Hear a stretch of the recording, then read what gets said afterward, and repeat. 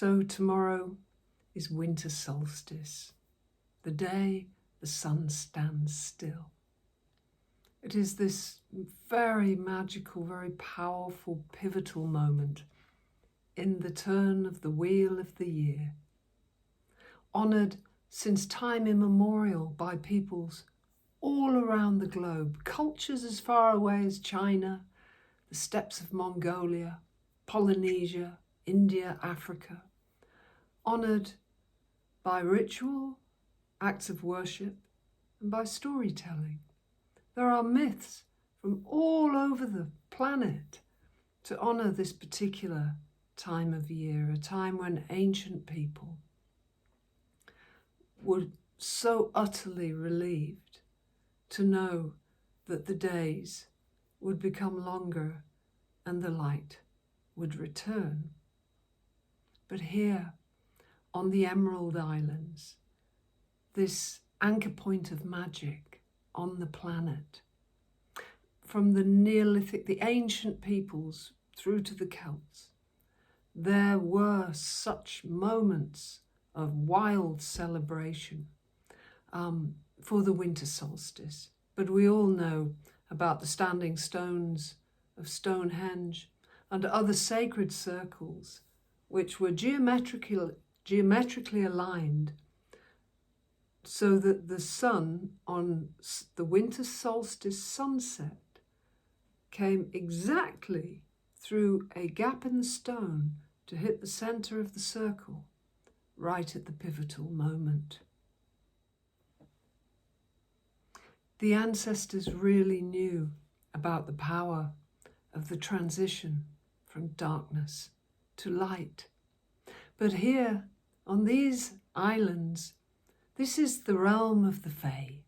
It is the land of the folktale and the betwixt and between. It is the place of the liminal threshold, the passage to the otherworldly, the gateway to the inner realms. But I'd like to tell you a very short story, and it's called The Old Man and the Sun Boy. Once upon a time, there was an old man, and he was walking at night through a wintered landscape. It was cold, it was snowy, and it was pitch black. And he's carrying in his hand a lantern with a candle that was slowly burning down and down.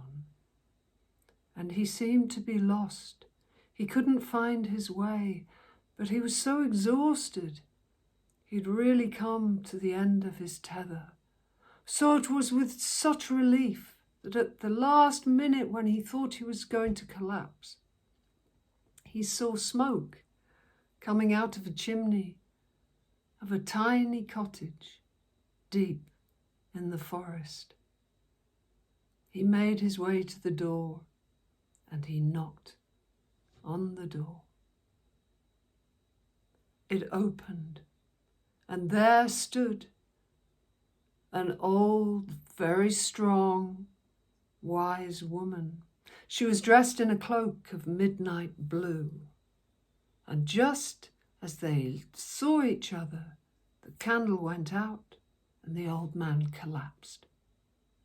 But she carried him inside and she lay him across her lap. And that night she soothed him, she stroked his head, and she sang to him a sort of a lullaby. La luna na, la luna na.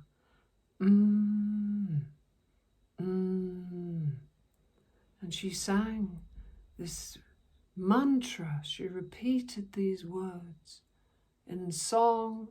Now round and round she went, soothing him, and he slept in her lap. And as she sang, he grew younger, and the white hair became thick and luscious again with a shine, and his skin became smooth again and the wrinkles faded away, and he developed the stronger body of a younger man. But still, she stroked his head and she sang to him. La luna na, la luna na.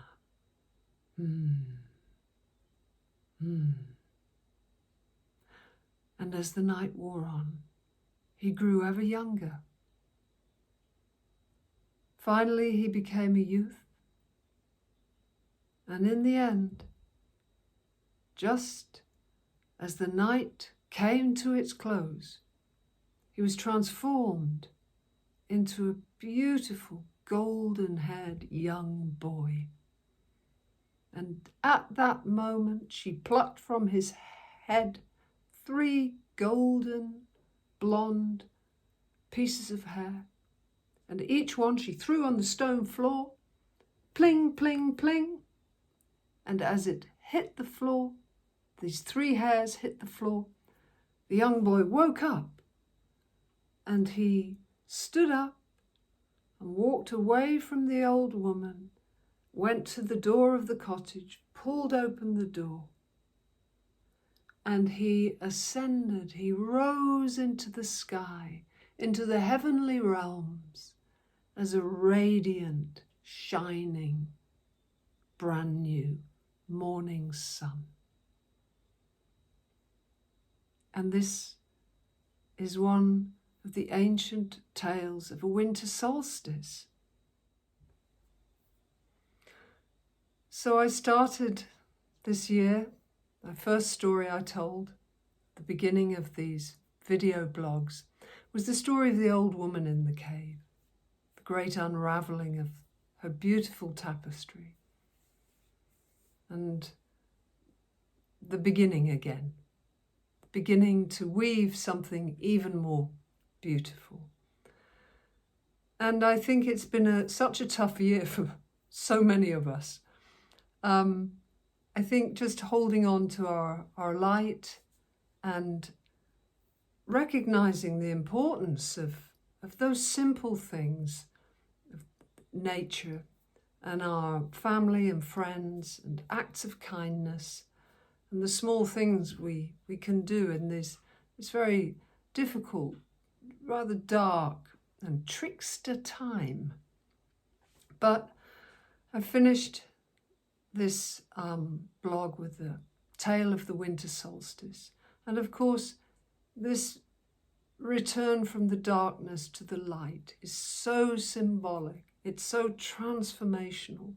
And I've written in my blog this month about this journey into deep rest and reflection and cleaning out the cupboard, facing our demons, looking at our shadow, looking at our failures, our mistakes, but looking also at our achievements, no matter how humble and how small.